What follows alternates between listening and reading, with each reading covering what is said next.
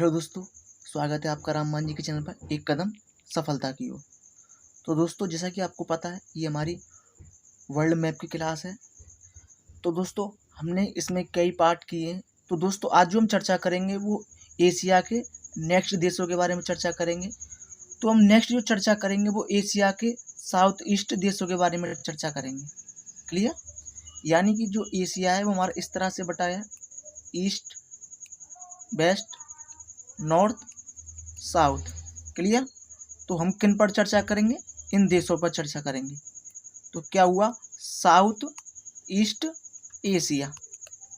Clear? तो south east Asia में आज हम जो चर्चा करेंगे वो म्यांमार के ऊपर चर्चा करेंगे दोस्तों। क्लियर? तो म्यांमार हमारा यहाँ देश आता है। देखिए, मैं दूसरा मैप लगाऊंगा फिर, यानी कि चीज़ें आसानी से दिखे। तो हम साउथ ईस्ट के देशों के बारे में चर्चा करेंगे। तो जो सबसे पहला देश लेंगे वो हम म्यांमार को लेंगे। क्लियर दोस्तों? तो मैं दूसरा मैप लेता हूं। तो दोस्तों, आज जो हम लेंगे वो हम म्यांमार को लेंगे। क्लियर? नेक्स्ट जो हमारी क्लास चलेंगी वो इंडिया मैप के ऊपर चलेंगे, जिसमें हम इंडिया के पड़ोसी देशों के बारे में चर्चा करेंगे, सब डिटेल से चर्चा करेंगे।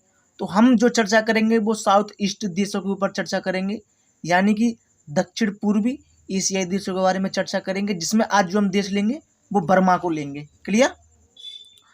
तो सबसे पहले जो हमारा क्वेश्चन बनता है, या कई बार काफ़ी एग्जामों में देखा गया है कि म्यांमार को भारत से कौन सा पर्वत अलग करता है।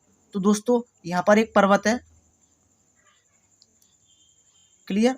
तो इस पर्वत का नाम क्या है? अराकाम पर्वत। क्या है? अराकाम पर्वत, जो कि भारत और म्यांमार को अलग करता है। क्लियर?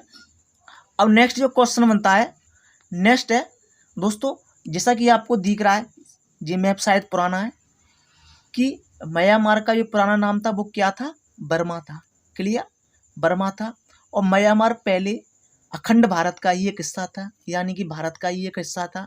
और यह 1945 शासन अधिनियम द्वारा भारत से अलग किया गया था। क्लियर? तो इसका पुराना नाम क्या था? बर्मा था। इसको भारत शासन अधिनियम 1935 के द्वारा अलग किया गया। म्यांमार की राजधानी पहले क्या थी? रंगून थी। और बाद में क्या कर दिया? नेपिप्दा। पहले क्या थी? रंगून। अब जो इसकी राजधानी है, यानी कि कैपिटल है, वो नेपिप्दा है। क्लियर? मैंने आपको बता दिया कि भारत से जो अलग करता है वो इसको अराकाम पर्वत अलग करता है। क्लियर?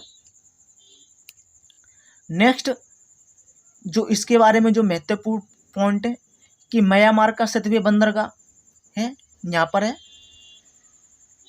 क्लियर? जो कि सतवें बंदरगाह है, इसको क्या करना है? इसको जो जोड़ा जाएगा वो कलकत्ता के बंदरगाह से जोड़ा जाएगा। क्लियर? आपको ये याद रखना है कि सतवें बंदरगाह कहाँ पर है? वो म्यांमार में है। क्लियर? दोस्तों, नेक्स्ट जो बनता है कि म्यांमार में बौद्ध धर्म की अधिकता ज़्यादा है। क्लियर? तो म्यांमार में बौद्ध धर्म की अधिकता ज़्यादा है। सतवें बंदरगाह है, जिसको कलकत्ता से जोड़ा जाएगा, और जिसको फिर जो अराकाम युमा पर्वत है, इसको भारत भी लाया जाएगा।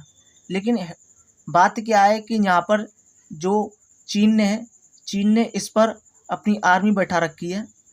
क्लियर? जो इसको पूरा नहीं होने दे रहे हैं। इस प्रोजेक्ट को हम कालादान प्रोजेक्ट भी कहते हैं। क्लियर? कालादान प्रोजेक्ट कहते हैं इसे हम। और म्यांमार में बौद्ध धर्म की अधिकता ज़्यादा है। क्लियर? नेक्स्ट जो हमारे पॉइंट आते हैं, काफ़ी महत्वपूर्ण है, कि म्यांमार में दो नदी बहती हैं। क्लियर? दो नदी बहती हैं, एक तो इरावती और एक साल्विन। तो इरावती नदी ये आ रही, और एक साल्विन ये आ रही। क्लियर? तो ये है इरावती नदी, ये है साल्विन नदी। तो इनके जो बीच का जो मैदान है, ये मैदान काफ़ी ज़्यादा उपजाऊ है। इसको हम क्या कहते हैं? सान का पठार कहते हैं इसको। क्लियर? फिर से बताता हूँ, ये है इरावती नदी, ये है साल्विन नदी। इसके बीच के भाग जो है काफ़ी उपजाऊ मैदान है, इसको सान का पठार कहते हैं। क्लियर? जो कि धान की खेती के लिए काफ़ी महत्वपूर्ण है। क्लियर दोस्तों?